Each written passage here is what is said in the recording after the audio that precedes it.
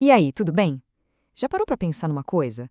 Como é que o dinheiro que alguém guarda na poupança, por exemplo, vai parar lá na mão de uma empresa que precisa de grana para crescer? Parece mágica, né? Mas não é. Existe um sistema, quase invisível, que faz essa conexão. É como se fosse o sistema circulatório da economia. E é sobre ele que a gente vai conversar. Olha só o nosso roteiro. Primeiro, a gente vai entender o problema do dinheiro. Depois, vamos ver como os poupadores e os tomadores de recursos se conectam. Aí a gente entra nas regras do jogo, para ver quem apita e quem joga. Em seguida, vamos conhecer os 4 mercados financeiros, que são os campos onde tudo acontece. E para fechar, vamos descobrir por que isso importa no nosso dia a dia. Então, vamos lá. Começando pela primeira parte, o problema do dinheiro. E olha, tudo parte de uma questão que parece simples, mas que é, na verdade, a base de toda a economia moderna. A grande pergunta é essa aqui, ó. Como é que o dinheiro de quem está poupando encontra quem precisa de recursos? Pensa bem, de um lado tem gente e empresa com dinheiro sobrando, guardado. Do outro, tem gente e empresa cheia de ideias, de projetos, mas faltando capital para tirar do papel. E aí, como é que a gente conecta essas duas pontas? Para entender isso, a gente precisa conhecer os dois personagens principais dessa história. De um lado, os chamados agentes superavitários. Nome complicado, né?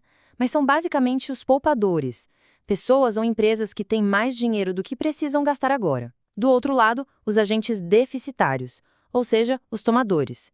São aqueles que precisam de mais recursos do que têm para investir ou consumir. O grande X da questão é que esses dois grupos, na maioria das vezes, nem se conhecem. Como um vai confiar no outro para emprestar dinheiro diretamente? Fica difícil, né?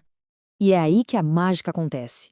A gente entra na nossa segunda parte, conectando poupadores e tomadores. Para resolver esse dilema da desconfiança e da falta de contato, o mercado financeiro surge com uma solução que é simplesmente genial: a intermediação. Olha que legal essa imagem, ela resume tudo. Imagina essa figura no meio, o intermediário financeiro. Um banco, por exemplo. Ele funciona exatamente como uma ponte. De um lado, ele pega o dinheiro dos poupadores, os agentes superavitários, que querem que o dinheiro deles renda com segurança, certo? E do outro lado, ele empresta esse dinheiro para os tomadores, os agentes deficitários, que precisam financiar seus projetos e, claro, estão dispostos a pagar juros por isso. Simples e eficiente. É isso. Essa é a definição de intermediação financeira. É literalmente a atividade de promover o encontro entre quem poupa e quem precisa de recursos. Pensa nisso como o motor da economia. Sem essa peça, o dinheiro ficaria parado, debaixo do colchão, e um monte de ideias geniais e projetos importantes simplesmente não sairiam do papel. Seria um desperdício enorme de potencial.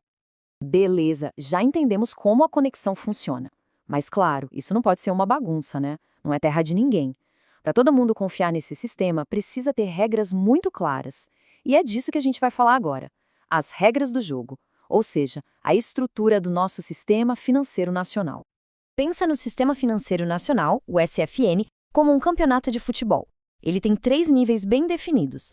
Lá no topo a gente tem os órgãos normativos. Eles são tipo a FIFA, sabe? Criam as regras gerais do jogo. No meio, vem as entidades supervisoras. Esses são os árbitros que ficam em campo garantindo que ninguém está quebrando as regras. E por fim, na base, temos os operadores, os bancos, as corretoras. Eles são os times e os jogadores que estão lá, jogando, lidando diretamente com a gente, o público. Ok, já sabemos quem cria as regras e quem joga. Agora a gente vai para a parte mais legal: conhecer os campos de jogo.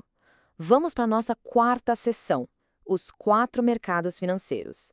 Porque veja, bem, quando a gente fala mercado financeiro, não é uma coisa só. Na verdade, são 4 mercados diferentes, 4 arenas, cada uma com um propósito e, principalmente, um prazo de operação diferente. Essa imagem mostra bem essa divisão. Cada um desses blocos coloridos representa um desses segmentos, um desses mercados. E a grande sacada para diferenciar um do outro é olhar o prazo das operações, que vai desde o curtíssimo prazo, coisa de um dia, até o longuíssimo prazo de décadas. Vamos dar uma olhada em cada um. Primeiro, o mercado monetário. Pensa nele como o mercado da liquidez, das operações super rápidas, de curtíssimo prazo. É aqui que o Banco Central atua para controlar os juros e a quantidade de dinheiro na economia. Depois temos o mercado de crédito. Esse é mais familiar para a gente. É onde rolam os empréstimos e financiamentos de curto e médio prazo, tipo para comprar um carro ou um celular novo. Aí vem o mercado de câmbio, que é bem direto ao ponto. compra e venda de moedas estrangeiras. Dólar, euro, essencial para quem viaja ou para as empresas que importam e exportam. E por último, mas super importante, o mercado de capitais. Esse é o mercado do futuro, do longo prazo. É aqui que as empresas abrem capital, vendem ações para financiar grandes projetos de expansão. É o motor do crescimento. Bom, a gente viu um monte de nomes, regras, mercados, mas você pode estar se perguntando, tá, mas e daí? Por que isso importa na minha vida? E essa é a pergunta de ouro. É aqui que a gente conecta os pontos. Sabe o financiamento do carro da casa própria? Isso é o mercado de crédito funcionando. A empresa que abriu uma filial na sua cidade e gerou novos empregos, provavelmente ela conseguiu esse dinheiro lá no mercado de capitais. Aquele eletrônico importado que foi comprado só foi possível por causa do mercado de câmbio. E os preços no supermercado, mais ou menos estáveis, pode agradecer ao trabalho do Banco Central lá no mercado monetário. Viu como tá tudo ligado? E essa frase aqui fecha com chave de ouro. Graças aos intermediários financeiros, dificilmente qualquer dinheiro fica parado em uma economia de mercado. Esses recursos circulam viabilizando projetos, investimentos ou mesmo consumo. É exatamente isso, o dinheiro não pode ficar parado, ele precisa circular, como sangue nas veias, para levar vida para todos os cantos da economia. Então, para a gente terminar, fica essa provocação: como é que esse sistema, que muitas vezes parece tão distante e invisível, afeta as suas decisões financeiras hoje? Pensa na taxa de juros do seu cartão, no rendimento da sua poupança, na sua futura aposentadoria. Tudo isso é influenciado por essa grande engrenagem que a gente acabou de conhecer. Vale a pena refletir sobre isso. A gente se vê na próxima.